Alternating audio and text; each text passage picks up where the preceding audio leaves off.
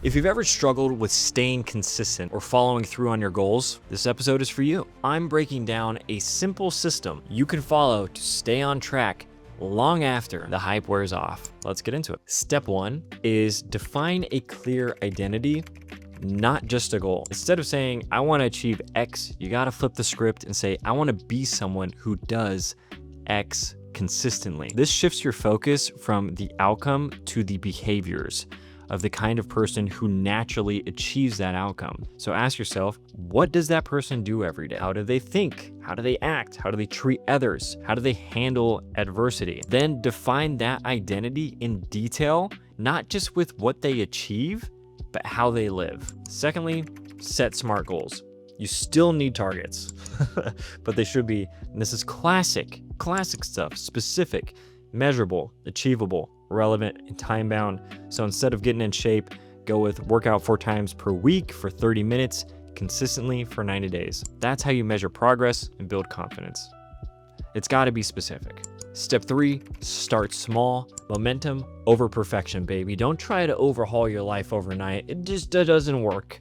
You can't do it that way. You pick one small habit that aligns with the identity you're building and you commit to it. Some examples might be go to bed 30 minutes earlier, stop drinking soda, stretch for 5 minutes after waking up. Why? Because the small wins compound. Momentum creates consistency. Consistency creates transformation. And it's a great thing. Once you start stretching for 5 minutes after you wake up, next thing you know, you'll be doing 6, might be doing 7, might be doing 8. It's progressive with the flow, baby. Step 4 is use positive self-talk and personal accountability. So the way you talk to yourself matters a lot, a ton. This is a huge point. So speak to yourself like a mentor would to a rising version of you. When you slip up, ask yourself, is this how the best version of me acts? Would the person I'm becoming quit early here? And please avoid shame and use encouragement. Hold yourself to a high standard without beating yourself down. That is not the point. You don't want to be someone who drives themselves off of shame. But also, accountability equals power. Because you are responsible for everything that you do, that means you have the power to change everything that you do. And a quick note here on positive self-talk, there's a study, and I'm not going to look it up. I'm just going to say that it's true. I saw this somewhere, and I know it's true. They talked about how when you're working out and you positively talk to yourself, you are far more likely to perform better in sports, activities, working out, whatever, as opposed to the opposite where you are like, this sucks, this is stupid, why am I doing this? You have more of a negative performance. And I actually put this to the test in my last marathon. I'm usually the type of person that hits the pain cave and goes, let's buckle down, baby. Let's say some crazy intense stuff to ourselves. But this time I thought to myself, I'm going to use positive self-talk. And all I did was just say the word yes and smile every time that it got hard. And honestly, I think it was a huge game changer. And this is on like a micro level. All of those day-to-day thoughts that we have, how we respond and talk to ourselves is who we are and how we grow and how well we do things. So it's super important. And I do think there is so much value in talking to yourself as in a mentor-like attitude of bringing yourself up. It's so fascinating. It's happened to me a handful of times while running where there's almost 2 sides of the self-talk that comes alive.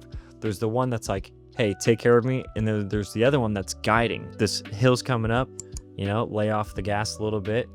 You got a flat coming up. Let's push the gas a little bit. And there's a version of your noggin that is able to guide you and have perspective on what you're doing if you allow yourself to talk to yourself in that way, which sounds odd, but it's legit. Step 5, turn actions into habits. Then let habits run the game. Once you've defined your identity, set your goals, and built momentum, the key is repetition over and over and over. Marshawn Lynch. Your aim is to make your target behaviors automatic. The more routine something becomes, the less effort it takes. And I know you know that because you probably have some other habits that you would like to replace with good habits. So ask yourself, What routines do I need to hardwire? What actions do I want to make instinctual? And over time, it won't feel like effort. It'll feel like who you are. And when adversity hits, those habits will carry you through. It's not like you have a bad day and you're like, you know what? I'm not brushing my teeth. F this, man. I'm not brushing my teeth. I've had a bad day. Of course you're going to brush your teeth.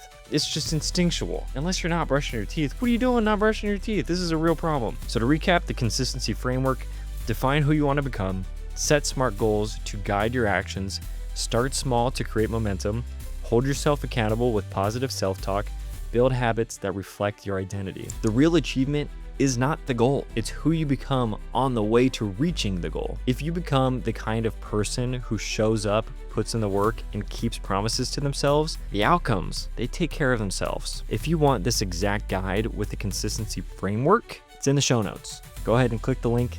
Absolutely free. Thank you for tuning in. Don't forget to subscribe, and I'll see you in the next one.